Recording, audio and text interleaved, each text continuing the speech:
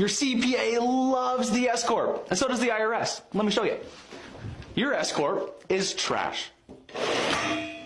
The S-Corp, this is a particular example of a client that I had that did $100 million a year in profit. Now the problem with this is that his $100 million a year in profit, he wanted to take his income, as one does. The problem with that is that a CPA told him to take a $40 million wage and a $60 million distribution. So that means he had a 40-60 split, is what they call it. Well, he was in California, so that means that all of that income was taxed, which brought a total of $52.2 million to the IRS.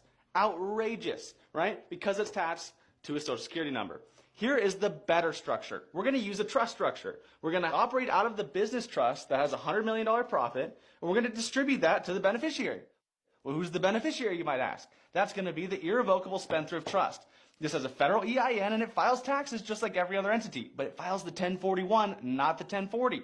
Now, we're going to pass only the money that we need to him because he only has to pay for fun, food, fashion that's taxable. Everything else is an investment for this trust, meaning the only tax liability that he has is for fun, food, fashion expenses. Guys, if you want to know how to go from $52.2 million a year in taxes to $7.4 million max in taxes, I can show you guys. All you got to do is comment trust down below or book a call with me up in my bio.